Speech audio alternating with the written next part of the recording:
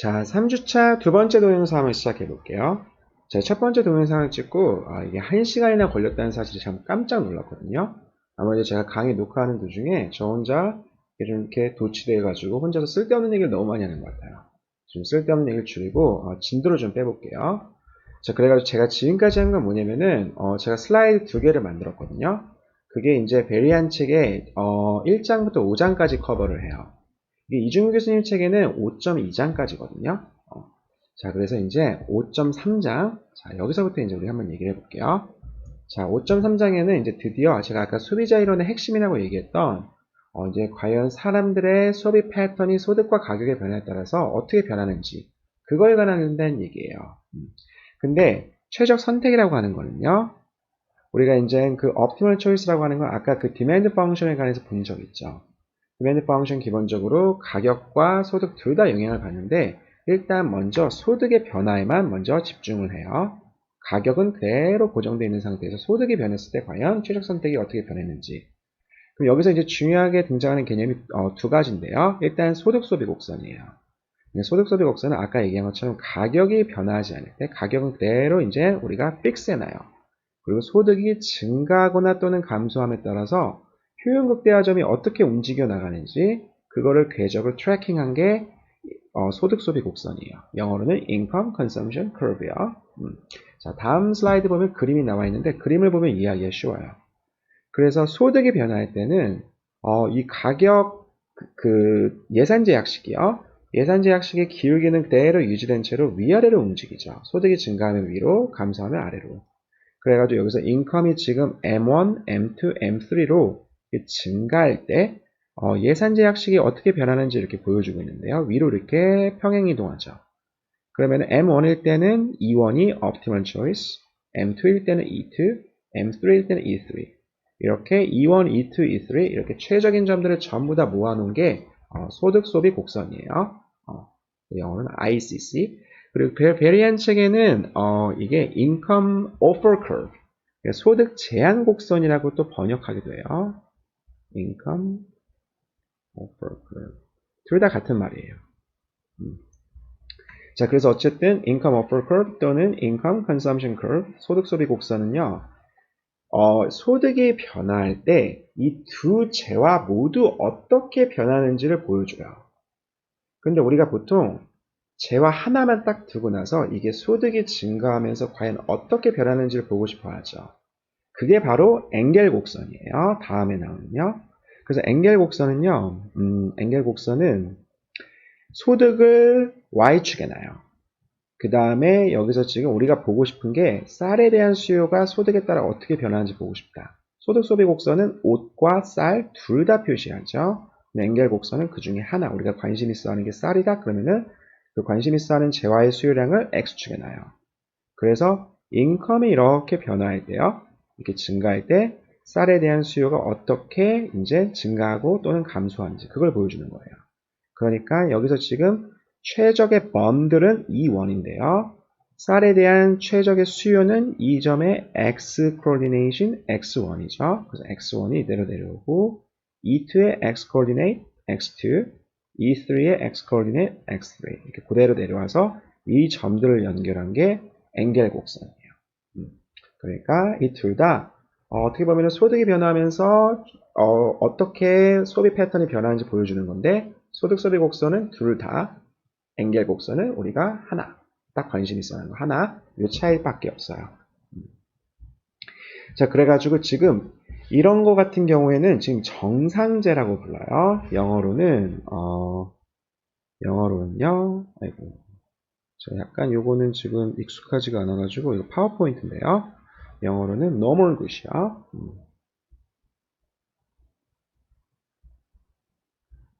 자, 그래서 소득이 증가하면서 수요량이 증가하는 케이스예요. 이런 걸 우리가 정상제로 부르고요. 두 번째, 열등제요. 영어로는 inferior good.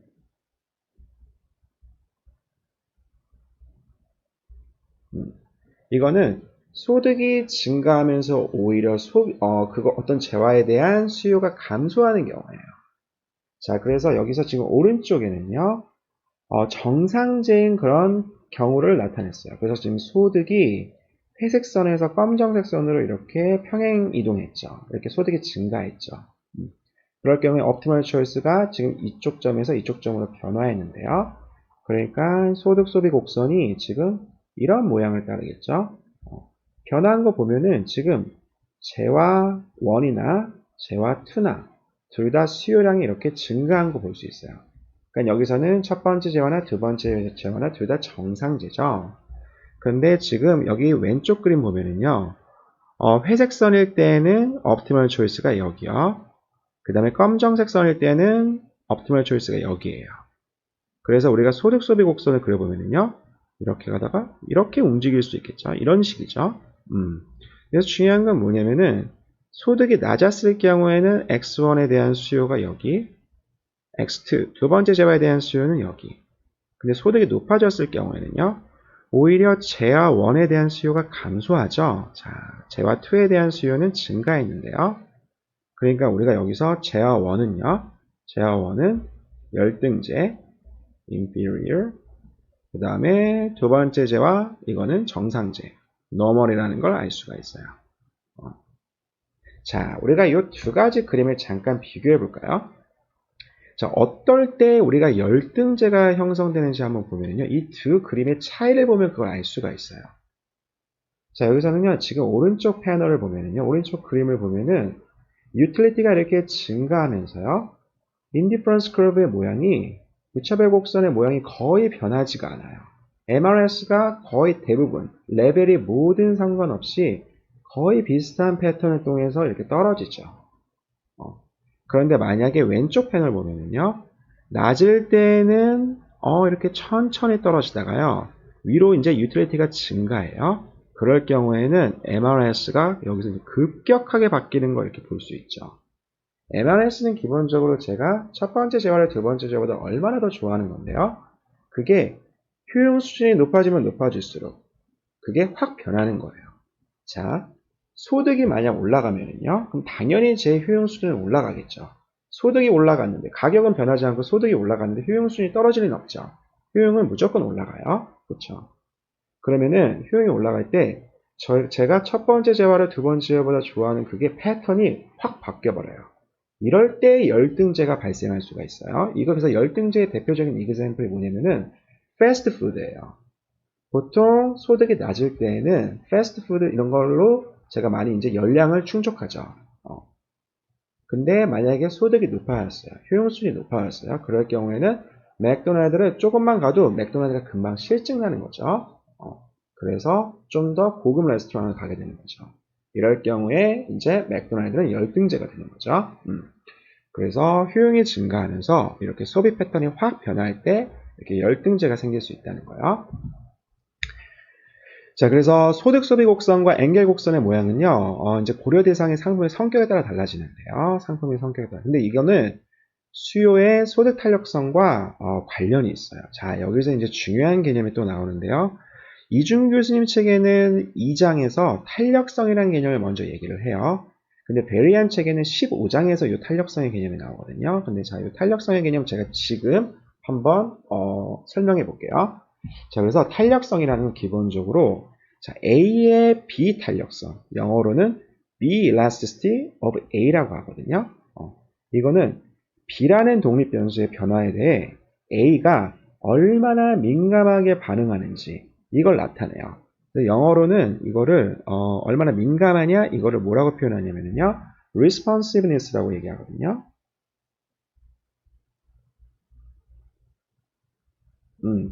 자, 이 탄력성에 관해서 한번 얘기해 볼게요. 자, 그래서 노트를 펴면요, 이 탄력성이라는 거는요, 잠깐만요.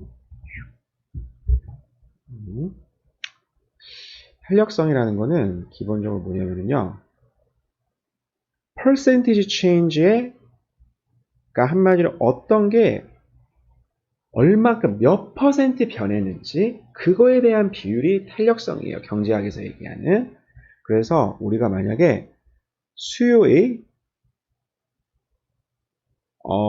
소득 탄력성 이러면은요, 소득 이거를 분모에다가 놔요. 소득이 몇 퍼센트 변했는지 그리고 분자에다는 수요가 몇 퍼센트 변했는지 이걸 놔요. 그래서 우리가 J와 X에 대한 수요의 변화율인데 그걸 퍼센티지로 우리가 매주한 거예요. 그래서 만약 수요의 탄력성이 3이다. 이건 무슨 말이냐면은 소득이 1% 증가했을 때 J와 X에 대한 수요가 3% 증가한 거죠. 이런 식이에요. 자, 그래서 우리가 percentage change를 어떻게 매줘하죠? 만약에 재화가 처음에는 100개를 소비했는데 이제 105개를 소비해요. 그럼 이거는 수요가 5% 증가한 거죠. 이 5%라는 숫자가 어떻게 나오죠? 얼만큼 변화했는지, 그래서 델타 X, 지금 5개 변화한 거죠. 이거를 원래 숫자인 X로 나눠주죠. 이렇게요. 그래서 이게 5% 나오는 거죠. 그래서 분자를 어떻게 쓸 수 있냐면은 델타 X over X, 그 다음에 소득이 몇 프로 변했냐는 건 소득 변화량에다가 이거를 M으로 나눠준 거죠. 그래서 변화율이 되는 거죠. 자, 그래서 요거를 정리해주면은 델타 X over 델타 M, 그 다음에 M over X가 되죠. 그 다음에 우리가 요 변화량을 0으로 가까이 가게 하면요. 그럼 변화량이 0으로 가까이 하면 이제 미분의 개념이 되죠. 그래서 dx over dm. 그래서 아까 그 수요 함수 있죠. 함수는 가격과 소득의 함수인데요. 이 수요 함수를 m에 관해서 미분하고 그 다음에 여기다가 m over x를 곱해준 게 돼요. 자, 그래서 우리가 왜 이 percentage change로 이걸 매주하냐면요. 이거의 장점이 뭐냐면은 소득이라는 거는 여러 가지 화폐 단위로 매주할 수가 있어요. 우리나라 원으로 할 수도 있고, US 달러로 할 수도 있고, 캐나디안 달러로 할 수도 있고, 그 다음에 재패니즈 이엔으로 할 수도 있고요. 화폐 단위가 너무나 다양하죠. 근데 이 percentage change는 똑같아요. 그쵸? 그러니까 단위에 상관없이 우리가 소득의 변함에 따라서 수요가 얼만큼 민감하게 변하는지 그거를 보여줄 수 있다는 데에서 이 percentage change 또는 이 탄력성이라는 개념의 장점이 있는 거예요. 자, 그래서 우리가 일단 정상제라는 거는요, 기본적으로 아까 얘기한 것처럼 소득이 증가하면은 수요도 증가하는 거예요. 그러니까 이 소득 탄력성 그걸로 설명하면요, 이걸 보통 그리스 문자 요 엡슬론이라고 불러요. 엡슬론. 그 다음에 여기다가 소득 m을 이렇게 써주거든요. 자, 요 엡슬론 m이 0보다 크면은 그거는 정상제예요. 반대로 0보다 작다 그러면은 열등제가 되겠죠. 0보다 작다는 거는 소득이 증가했는데 수요가 감소했으니까요. 몇 프로든 상관없이 감소했으니까요. 그리고 우리가 정상제를 또 두 개로 나눠줄 수가 있어요. 이게 뭐냐면은 첫 번째 그 필수제, 그래서 necessity, 그 다음에 luxury goodes로 나눠줄 수가 있어요. 사치제요. 필수제는 뭐냐면요, 이 소득의 탄력성이 0과 1 사이예요. 0과 1 사이라는 건 뭐냐면 그냥 하면은 소득 탄력성이 작은 거거든요. 소득이 증가해도 소비 패턴이 그렇게 크게 변하지가 않아요. 그 수요가 증가하긴 증가하는데 그 소비 패턴이요. 수요 패턴이 그렇게 많이 민감하게 반응하지 않아요. 이게 바로 필수제죠. 전기에 대한 소비, 음식에 대한 소비. 이런 걸 잘 생각해 보면요. 소득이 증가하든 감소하든 우리는 어느 정도 일정량의 음식을 필요로 하죠. 일정량의 전기를 필요로 해요. 그러니까 그렇게 민감하게 반응하지 않아요. 하지만 사치제는 그렇지 않죠. 자동차, 컴퓨터 이런 거요. 이런 거는 소득의 탄력성이 1보다 커요. 그래서 왜 1이라는 숫자랑 비교하냐? 이건 크게 경제학적인 이유는 없어요. 그냥 이건 어떻게 보면 재화를 어떻게 클래시파이 하냐 이 문제인데 1보다 작으면은 필수제, 1보다 크면은 사치제. 이런 식으로 구분을 해요. 자, 그래서 요 유형인가요? 자, 다시 계속 보면은요. 자, 그래서 요게 탄력성인데 그래가지고 만약에 정상제이며 필수제다. 그러면은 앵겔 커브가 어떻게 생겼을까요? 만약에 필수제일 경우에는요. 우리가 인컴을 m으로 두고 수요를 x축에 두죠. 그러니까 우리가 보통 함수를 읽을 때는 이게 만약에 f of x다. 그러면 이런 식으로 읽죠. x축이 얼마일 때 x 값이 얼마일 때 y 값은 얼마다. 이런 식으로 읽죠. 근데 경제학에서는 보통 반대로 읽어요. 저도 이유는 모르겠거든요. 누가 처음부터 이렇게 했는지. 근데 어쨌든 보통 반대로 읽어요. 그래서 소득이 얼마일 때 X, 수요가 얼마구나. 이 재화에 대한 수요가 얼마구나. 이런 식으로 이런 식으로요. 이런 식으로 읽어요. 자, 그래가지고 이건 지우개가 안 되나? 자, 이거 지워주고요. 자, 그래서 필수제일 경우에는요. 어떻게 되냐면은 자, 무조건 필요하니까 소득 수준이 낮다 하더라도 어느 정도를 소비하겠죠. 그쵸? 왜냐하면 안 그러면은 음식 같은 경우 만약에 어떤 일정 이상 안 먹으면요. 사람의 생명이 위태하니까요. 그리고 소득이 증가하면서 이게 이제 천천히 이렇게 증가하는 거예요. 이런 식으로요. 자, 요게 바로 필수제인 경우예요. 반대로 사치제다. 그럴 경우에는 M이 증가할 때요. 초반에는 거의 변화가 없어요. X가 0에 가까워요. 자동차 같은 경우 어느 정도 소득이 되지 않는 이상 살 수가 없죠. 그러다가 좀 더 증가하다 그러면 이렇게 확 증가하는 거예요. 그래서 이렇게 아래쪽으로 휘어지고요. 필수제 같은 경우는 이렇게 위쪽으로 휘어지는 거예요. 자, 이런 차이점이 있어요. 열등제 같은 경우에는요, 앵겔 커브가 보통 어떻게 되면요, 이렇게 생겼어요. 그러니까 처음에는 증가해요. 처음에는 이렇게 증가하다가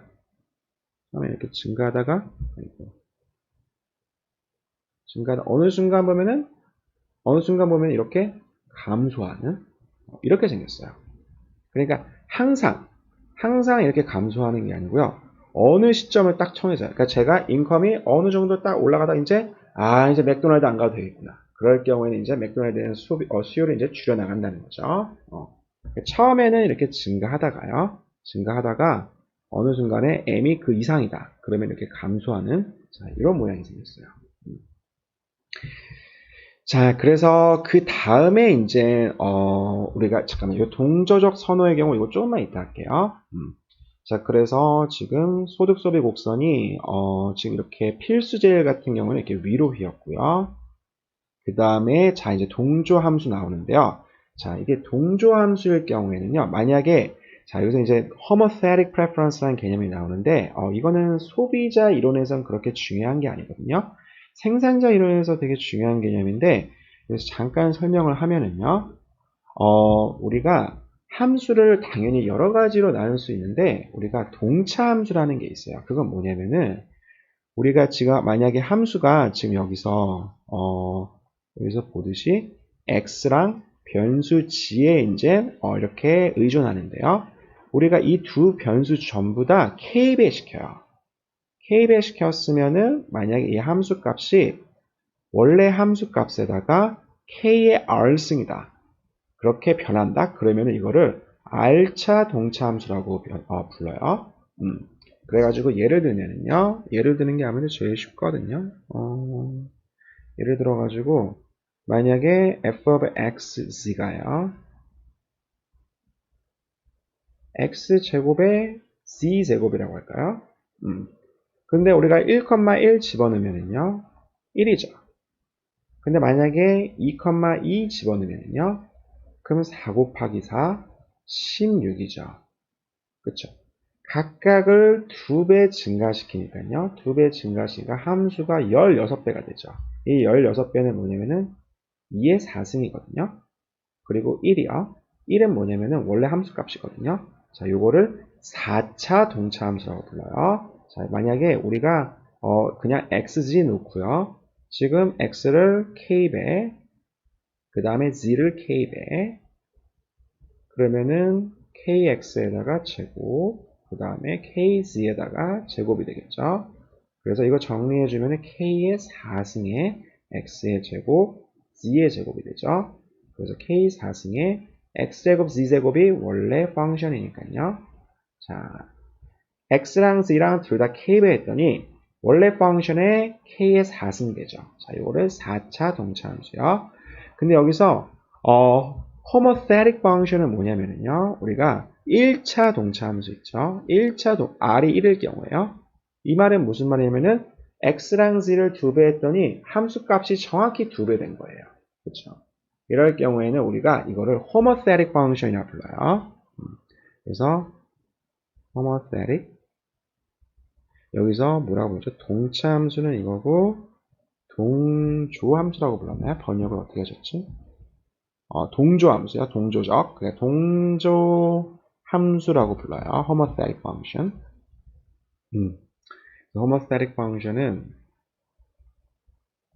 이 homogeneous degree 1이라고 하면 돼요. degree 1인 거를 우리가 이제 homothetic function이라고 해요. 그래서 컵-더글라스 펑션이 대표적인 1차 동차 함수, 동조적 함수예요. 자, 왜냐면은 x랑 z를요. 이렇게 k배하면은요. 그러면은 k 알파승 나오고 알파 이렇게 분배해주고 1-알파 분배해주면은 k 1-알파승 나오죠. 그래서 이 k 알파승과 k 1-알파승 합쳐주면 k의 1승이 되니까요. 그럼 남은 건 뭐냐면은 원래 함수거든요. 그러니까 x랑 z를 k배 해주니까 전체가 정확히 k배가 된 거죠. 그래서 동조함수예요. 자, 이렇게 동조함수의 기본적인 특징이 뭐냐면요. 기본적인 특징이 이렇게 원점에서 우리가 하나의 이렇게 직선을 연결하잖아요. 그러면은 이건 지금 무차별 곡선들인데요. 이렇게 직선을 이렇게 나열하면은 그 점들에서 이 점들에서 만나는 이 점들에서 MRS가 다 똑같아요. 그러니까 원래 이 utility function은요, 만약에 제가 x제를 만약에 지금 ux1, x2 이렇게 있는데요. 자, 이 값이 3이었어요.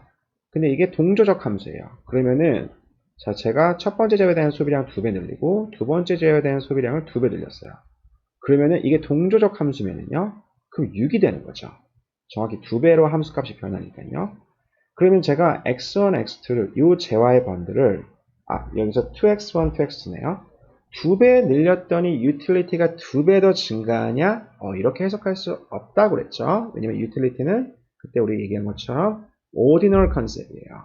한마디로 우리가 6이 3보다 크니까 2배 더 수요하면 더 좋겠구나 이렇게만 해석할 수 있지 2배 더 행복해진다 이렇게 해석할 수는 없어요. 그런데 만약에 여기가 x1, x2고요. 여기가 2배로 늘렸어요. 이 점이에요. 그러면은 MRS 측면에서는요. MRS는 결국 첫 번째 재화를 몇 배 더 좋아한다는 거죠. 그 기울기는 변하지가 않는다는 얘기예요. 동조적 함수의 특징이요. 자, 요거에 대한 증명은 조금 복잡해가지고 그냥 우리는 이런 사실만 있다고 우리가 생각하고 넘어갈게요. 이게 이제 나중에 생산자 이론에서는 더 특별한 의미를 갖거든요. 그래서 거기서 좀 더 우리가 토론하도록 할게요.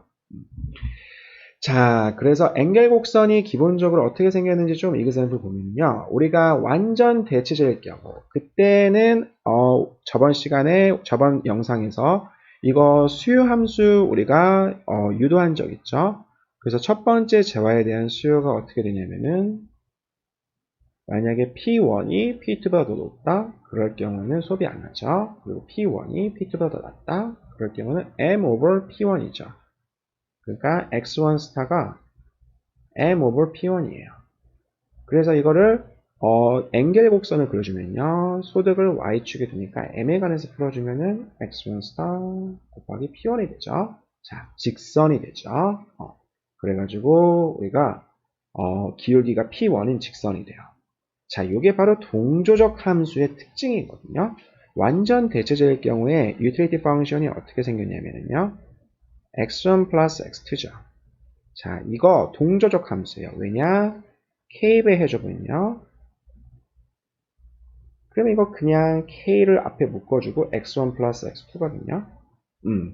k배 해줬더니 utility가 k배가 된 거 금방 확인할 수 있죠. 이거 동조적 함수예요. 이렇게 동조적 함수일 경우에는 이렇게 앵겔 커브가 이렇게 원점을 향해서 이렇게 직선으로 뻗어나가는 이런 직선이 돼요. 자, 완전 보완지일 경우에는요. 그때는 어떻게 됐죠? 그 디맨드 펑션이 m over p1 플러스 p2가 된 거 저번 시간에 우리가 얘기한 적 있죠. 그래서 m은 p1 플러스 p2에다가 x1 곱해준 거예요. 자, 그래서 기울기가 p1 플러스 p2이고 이렇게 뻗어나가는. 자, 이것도 직선이 되는데 자, 이렇게 완전 대체제일 경우에도 역시 우리가 동조적 함수인 걸 확인할 수 있어요. 왜냐면 utility function이 이렇게 생겼죠. 근데 여기서 만약에 k배를 해줘요. 그러면은 kx1, kx2가 되거든요. kx1과 kx2의 미니멈, 이거는 앞에 k를 빼줄 수가 있거든요.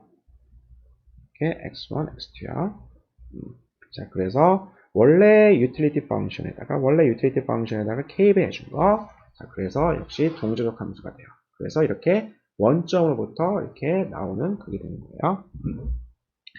자, 그래서 소득의 변화에 관해서 얘기했고, 이제 가격의 변화에 관해서 한번 얘기해 볼게요.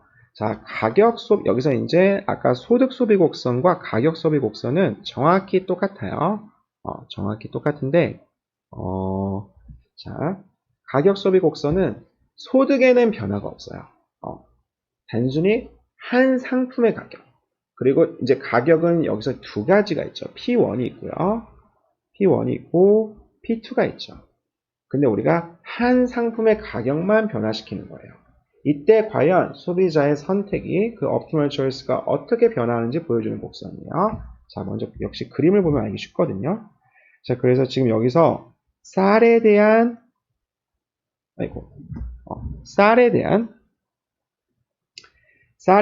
그 가격만 변화시켰어요. 가격이 계속 떨어진 거 확인할 수 있죠. 지금 화살표 방향이 이쪽인 거 보면은 가격이 지금 버진 라인이 계속 오른쪽으로 이렇게 나오고 있죠. 이거는 쌀에 대한 가격이 계속 하락하는 경우죠.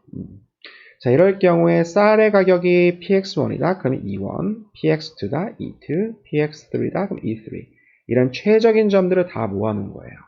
그러니까 이거는 가격 소비 곡선은요. 아까 소득 소비 곡선과 똑같은데요. 단순히 이제 소득이 변한 게 아니고 한 재화의 가격이 변했을 때 양 재화에 대한 수요가 어떻게 변했는지 그걸 전부 다 보여준 거죠.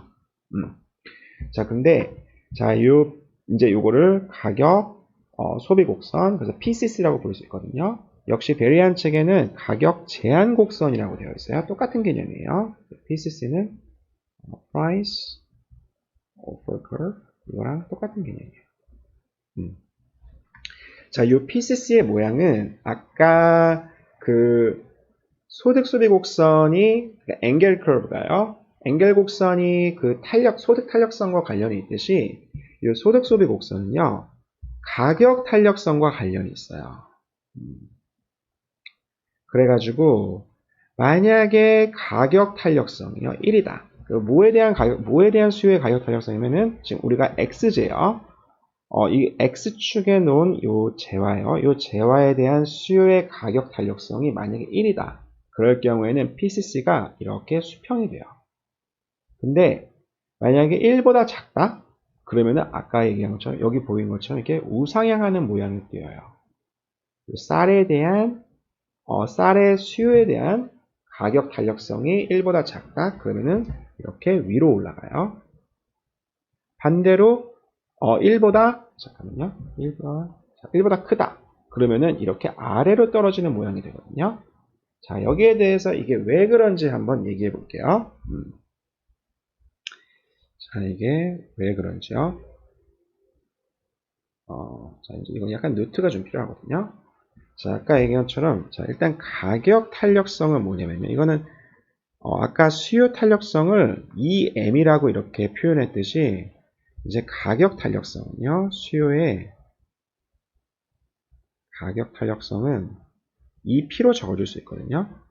근데 개념은 똑같아요. 자, 이제 수요가 과연 몇 프로 변하는지 이거를 분자에 그 다음에 분모에다가는 가격의 변화율을 적어주는 거예요.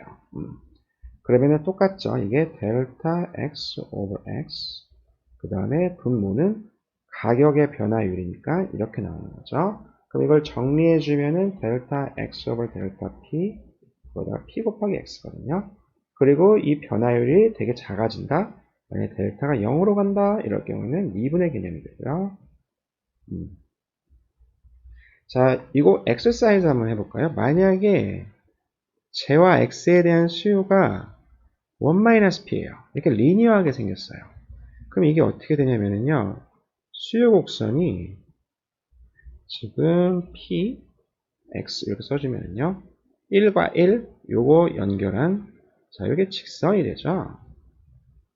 아주 간단한, 그 선형 수요곡선이에요. 자, 이럴 경우에 만약에 우리가, 여기서 일단 그 엡실론 P를 찾아주면은요. 엡실론 P를 찾아주면은, 여기서 제가 한 가지 사실을 까먹었는데요. 보통, 이 소득과 달리요. 소득 탄력성과 달리 가격 탄력성은요. 만약에 지금 재화의 가격이 상승해요. 그럼 수요는 보통 감소하죠. 그렇죠? 그 말은 분모랑 분자가 서로 사인이 다르거든요. 그러니까 우리가 보통 이럴 경우에는 앞에 마이너스 사인을 앞에 붙여줘요. 그래서 이렇게요. 이렇게. 이 가격 탄력성, 소득 탄력성은 아니고 가격 탄력성에 관해서는 우리가 이렇게 앞에 마이너스 사인을 붙여줘서 전체 탄력성을 0보다 크게 절대값을 씌워준다고 생각하면 되는 거죠. 자, 그래서 다시 이 example에서 가격 탄력성은 결국 어떻게 되냐면은 마이너스 사인 앞에 붙여주고요. x를 p에 관해서 미분해줘요. 그럼 여기서 마이너스 1 그냥 나오죠. 그래서 p over x예요. 그래서 마이너스 캔슬 돼서 p over x. 자, 이게 바로 가격 탄력성이에요. 그래서 이 가운데 점 한번 생각해 볼까요? 이 가운데 점이 좌표가 어떻게 되냐면은 2분의 1, 2분의 1이죠. 여기서는 가격 탄력성의 값이 1이에요. 우리가 이렇게 탄력성 1이다 이거를 수요가 유닛 일라스틱하다 이렇게 얘기하거든요. 그럼 여기 있는 점들은 어떻게 될까요? 지금 여기는 예를 들어서 4분의 1, 4분의 3이거든요. 그러면은 수요 탄력성이 어떻게 되죠? 여기 보면은 가격, 지금 Y좌표가 P니까요. 4분의 3 분자 집어넣고 분모에다 4분의 1 집어넣으면 3이 되죠. 이렇게 만약에 엡실론 P가 1보다 크다, 탄력성이 1보다 크다 이러면은 수요가 탄력적이라고 얘기를 해요. 왜냐하면은 지금 이럴 경우에는 가격이 예를 들어서 1% 하락했을 때 수요가 3% 증가한다는 거거든요. 가격의 감소분, 증감분보다 수요가 변화하는 게 훨씬 더 크죠. 수요가 좀 민감하게 반응한다고 해서 수요가 탄력적이라고 해요. 반대로 이 아래에 있는 점에서는요. 아래에 있는 점에서 예를 들어서 4분의 3, 4분의 1 이런 점에서는 수요의 탄력성이 이제 1보다 작게 되겠죠. 그래서 이런 경우는 수요가 비탄력적, 영어로는 inelastic하다 이렇게 얘기를 해요. 자, 이렇게 지금 리니어 펑션이라는 건 뭐냐면요. 자, 프라이스가 이렇게 왔다 갔다 할 때 변화량이 똑같죠. 그런데 왜 이렇게 그 탄력성은요? 일라스티시티는 왜 이렇게 서로 다른 값을 갖게 되냐면 이 어디에 위치하느냐에 따라서 왜 다른 값을 갖냐면요. 이건 바로 탄력성의 개념의 정의에 의한 거예요. percentage change로 우리가 탄력성을 계산하거든요. 그래서 요 위의 점에서 가격이 1% 변화한 거랑요. 요 아래점에서 가격이 1% 변화한 거. 이거는 전체 변화량이 달라요. 예를 들어서 이게 1이라는 숫자가 1million이라고 해봐요. 100만이에요. 그럼 여기서 y-인터셉트와 가까운 요 점에서 가격이 1% 변했다는 거는 만 단위로 최소 이렇게 왔다 갔다 한 거죠. 근데 이렇게 X좌표랑 가까운 것에는 가격이 예를 들어서 0달러랑 되게 가까운 거냐? 1달러에서 1%, 이건 1센트가 바뀐 거거든요. 그래서 이렇게 Y축에 가까울수록 탄력성은 큰 값을 갖게 되고요. 왜냐면 여기서 1%는 건 되게 큰 숫자니까요. 반대로 이렇게 X축에 가까운 곳에서는 탄력성이 이렇게 낮은 값을 갖게 돼요. 이렇게 리니어하게 한마디로 변화량이 딱 이렇게 고정되어 있다 하더라도 그러니까 여기서는 P가 1달러 변할수록 1달러 왔다 갔다 할수록 수요량이 유닛 하나가 왔다 갔다 하는 거죠. 딱 고정돼 있죠. 이렇게 리니어한다 하더라도 그 점에 따라서 수요 곡선 점에 따라서 이렇게 탄력성의 값은 변하게 돼요. 자, 이 탄력성이랑 중요한 개념이 하나 더 있는데요. 그게 바로 아까 얘기한 PCC랑 이제 어떻게 변하는지 그거에 관해서 알아보면은 우리가 일단 만약에 X1 스타가 X1 스타, X2 스타. 자, 이게 지금 optimal choice라고 해봐요. 그러면은 적어도 이런 식이 만족해야죠. 전부 다 모든 인컴을 다 소비해야 돼요. 그쵸? 자, 그러면 우리가 이거를 P1에 관해서 한번 미분해 줄게요. 그래서 만약에 우리가 P1에 관해서 with respect to P1에 관해서 우리가 미분을 해주면요. 자, 여기서 중요한 게 X1. 첫 번째 재화를 얼만큼 소비하고 두 번째 재화를 얼만큼 소비하고 이거 전부 다 P1에 관한 펑션이죠. 이것도요. 자, 요거를 기억하고 나서 이걸 P1에 관해서 미분해 줄게요. 그러면은 지금 첫 번째 거는 P1에 관한 펑션의 곱이죠. 우리가 곱은 어떻게 미분하죠? 이거 첫 번째 거 앞에 거 미분하고 뒤에 건 내버려 두고요. 그 다음에 앞에 거 내버려 두고 뒤에 거 미분하는 거 알고 있죠? 자, 이걸 이용해서 우리가 이 앞에 거 미분하면은요. x1 스타 그대로 나오죠? 그 다음에 p1, 그 다음에 x1을 p1에 관해서 미분해 준 거죠. 그 다음에 두 번째 거 요거 미분해 주면은요. x2 스타를 이제 p1에 관해서 미분해 준 거죠. 그 다음에 오른쪽 m은 제로가 되죠. P1에 관해서 이거는 컨스턴트이기 때문에 제로가 돼요. 자, 그 다음에 우리가 여기서 요거는 그대로 내버려 둘게요. 자, 요거는 그대로 내버려 두고 우리가 요 앞에 거를요. x1 스타를 앞으로 빼내요. 하나. 그러면 x1 스타는 1이 되죠. 그 다음에 남는 건 어떻게 되냐면요. 자, 여기 처음 봤을 때는 뭐 이런 게 있지 뭐 이렇게 생각할 수 있는데 이런 게 자주 등장해요. 이제요. 고전 미시경제학이 제가 좀 이래서 안 좋아하거든요. 이렇게 좀 계산하는 게 좀 많아요. 자, 그러면은 우리가 이제 이렇게 x1 스타를 앞으로 빼낸 다음에요. 요걸 잘 보잖아요. 그럼 이게 뭐냐면 아까 얘기한 수요의 가격 탄력성이에요. 이게 바로 엡실론 P가 되는 걸 알 수 있죠. 근데 앞에 플러스 사인이 붙었으니까 마이너스 엡실론 P가 되는 걸 알 수 있죠. 자, 그래서 이걸 어떻게 쓸 수 있냐면은 x1 스타 1 마이너스 엡실론 P 플러스 P2 자, 이렇게 쓸 수가 있어요. 제가 지금 뭘 한 거냐면요. 자, 지금 뭘 한 거냐면은 지금 왼쪽은 뭐냐면은요. 이거는 총 지출이에요. 그렇죠? 총 지출이 총 소득과 같아야 된다. 이게 기본적으로 최적 선택이 되기 위한 첫 번째 조건인 거 우리 얘기했죠. 자, 이 총 지출을 P1에 관해서 미분해 줬어요. 그러니까 이런 식이 나오네요. 그렇죠?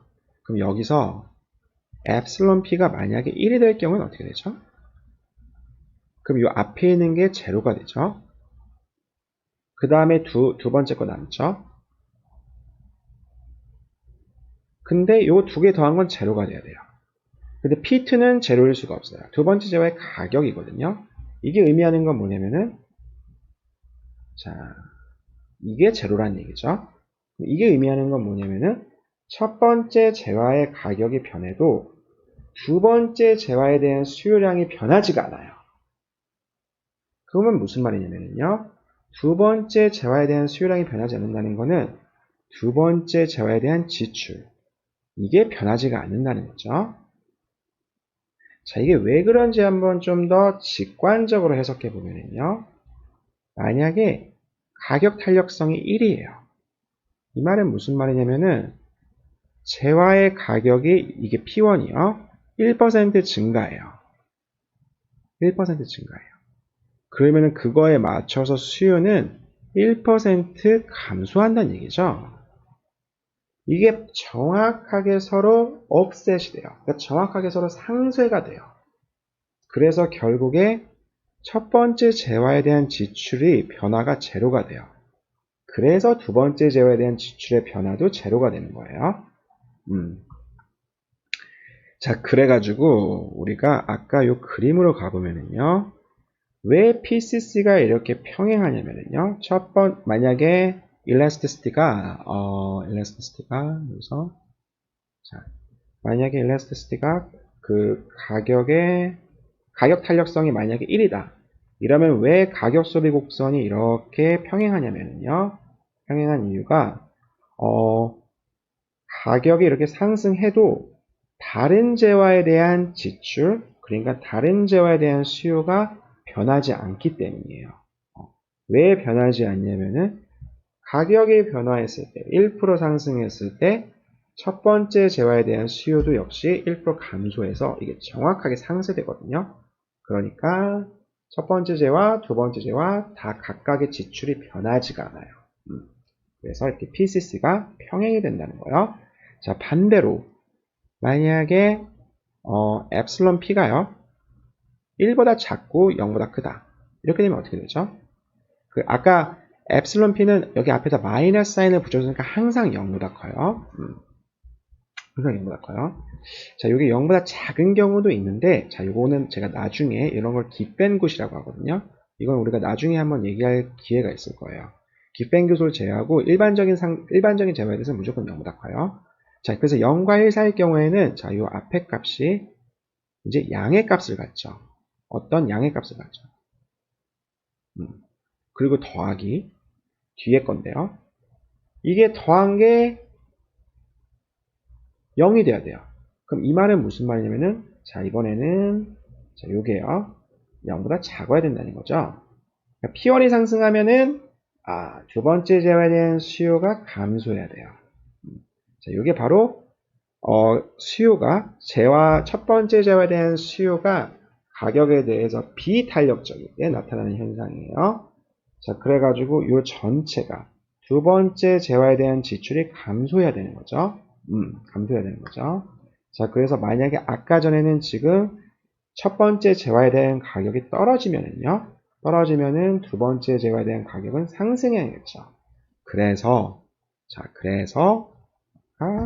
나온 것처럼 첫 번째 재화에 대한 가격이 떨어지면은요, 두 번째 재화에 대한 수요가 이렇게 증가하는, 자, 이런 식이 나오는 거예요. 그리고 마지막으로 탄력성이 1보다 크다? 그러면 이렇게 우하향하는 모습이 나오는 거고요. 자, 이게 바로 이제 가격 소비 곡선이요. 자, 그래서 가격 소비 곡선은 아까 전에 얘기한 것처럼 두 재화에 대한 그 수요가 어떻게 움직이는지 동시에 보여주는 곡선이고, 우리가 한 재화에 대한 관심이 있을 수가 있죠. 자, 이게 바로 이제 그 중요한 개념인 수요 곡선이에요. 자, 그래서 우리가 수요 곡선은 결국에 뭐냐면요. 수요 곡선은요. 우리가 수요 함수라고 얘기하는 거는요. 자, 여기서 이제 중요한 개념이 나오는데 이건 수요 함수요. 수요 함수라는 거는 각 재화에 대한 수요를 전체 가격과 그 다음에 소득에 관해서 표시한 게 수요 함수고요. 수요 곡선이라고 얘기하는 거는요. 그래서 만약에 첫 번째 재화에 대한 수요다 그러면은 P2랑 M은 고정시켜요. 그래서 P1에 관한 펑션으로 보여주는 게 수요 곡선이에요. 자, 그래서 아까 전에 얘기한 것처럼 우리가 관심 있어 하는 재화의 수요량을 이렇게 X축에 두고요. 그 다음에 소득 또는 가격, 우리가 변화시키는 거를 Y축에 둬요. 그래가지고 가격이 이렇게 떨어졌을 때 과연 쌀의 수요량, 우리가 관심 있어 하는 게 재화가 쌀이다. 그러면 쌀에 대한 수요량이 어떻게 변하는지 이걸 보여주는 게 이제 수요 곡선이에요. 그러니까 엥겔 곡선과 정확하게 개념이 똑같아요. 수요 곡선은요. 엥겔 곡선은 소득이 변화할 때 재화에 대한 수요가 어떻게 변하는지, 수요 곡선은 가격이 변화할 때 수요량이 어떻게 변하는지 이걸 보여주는 거예요. 자, 그래서 우리가 그 완전 대체제일 때 수요 함수를 이미 구했거든요. 그래가지고 여기서 이렇게 만날 때 예를 들어서 상대 가격이 예를 들어서 무차별 곡선의 기울기보다 이렇게 더 낮다. 이럴 경우는 X축에서 옵티멀 초이스가, 반대인 경우에는 Y축에서 옵티멀 초이스가 이렇게 나타나는 거 배웠죠. 그래서 아까 전에 노트로 돌아가면은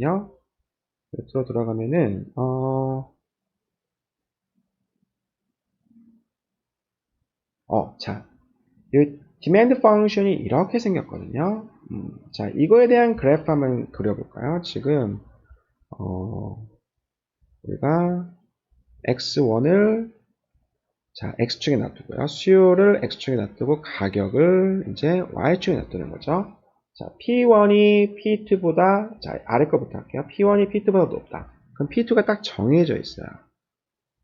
그래서 price 첫 번째 재화에 대한 가격이 이 P2보다 더 높다. 이럴 경우에는 소비를 안 하죠. 소비를 안 한다는 건 X1이 제로라는 얘기니까 자, 이렇게 되는 거죠. 그 다음에 P2 아래다. 그러면은 이 첫 번째 케이스죠. 이 첫 번째 케이스에서는 M over P1이네요. 그렇죠. 그래가지고 이렇게 떨어지고요. 이렇게 지금 P1이 이렇게 딱 감소하면은 분모가 감소하는 거니까 지금 X1은 이렇게 증가하는 거 알 수 있죠. 그 다음에 정확히 P1이 P2랑 같다. 그러니까 여기서는요. 0과 M over P1 사이 아무거나 그래서 딱 이렇게 이어지는 자 이런 모양이 이제 완전 대체제일 때 수요 곡선이 돼요. 그래가지고 자 이런 모양이요.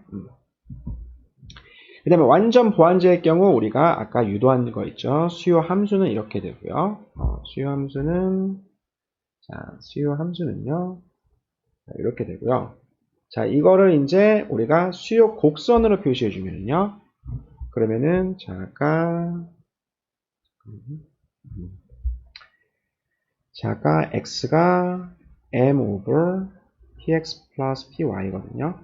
py는 딱 고정된 상태에서 그러니까 어떤 상수죠. 그래서 px가 이제 증가하고 감소하면 이제 어떻게 되는지 이제 그걸 보여주는 거죠.